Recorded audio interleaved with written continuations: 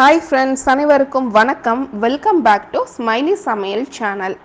இன்றைக்கி நம்ம பார்க்க போகிற ரெசிபி கிராமத்து ஸ்டைல் கதம்ப புளி குழம்பு. அதாவது கதம்பம் அப்படின்னா நிறைய காய் சேர்த்து நம்ம சமைக்கிற குழம்பு, அதாவது நாட்டுக்காய் மட்டுமே.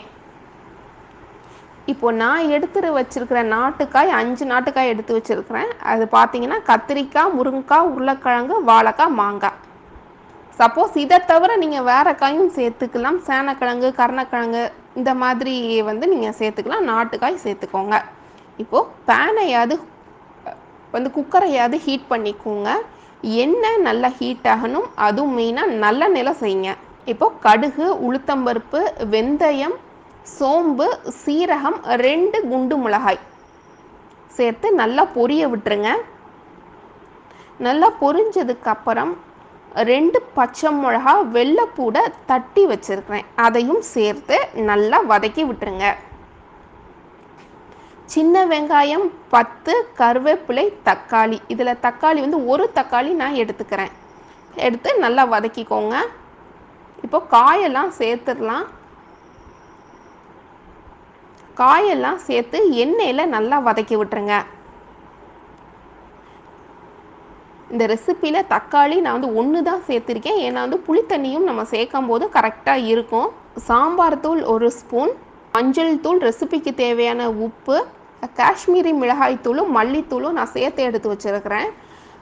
அப்புறம் பெருங்காயம் நான் ஆட் பண்ணுறேன்.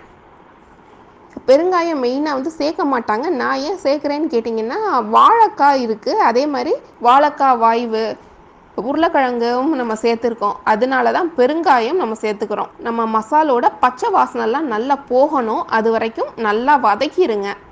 இப்போது லெமன் சைஸுக்கு புளி தண்ணியை கரைச்சி தனியாக எடுத்து வச்சுருக்கிறேன். இப்போ பார்த்தீங்கன்னா அந்த மசாலோட பச்சை வாசனைலாம் போயிடுச்சு. இப்போ புளி தண்ணியை நம்ம சேர்த்துக்கலாம்.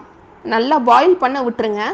அதே மாதிரி நம்ம சேர்த்த காயும் நல்லா வேகணும். ஸோ அந்த டைமை நீங்கள் பார்த்துக்கோங்க. இப்போ பாருங்கள், நல்லா வெந்துருச்சு. காயும் நல்லா வெந்துருச்சு. நம்ம ஊற்றின புளித்தண்ணியோட பச்சை வாசனையும் நல்லா போயிடுச்சு. இந்த ஸ்டேஜில் தேங்காய் பால் நான் 1/2 டம்ளர் அளவுக்கு சேர்த்துக்கிறேன். சேர்த்து நல்லா மிக்ஸ் பண்ணி விட்டுருங்க. தேங்காய் பால் ஊற்றிட்டு ரொம்ப நேரம் கொதிக்க விட்டுறாதீங்க. கரெக்டாக 1 நிமிஷத்துலேருந்து 2 நிமிஷம் தான் ஆகும். நல்லா பாயில் பண்ண உடனே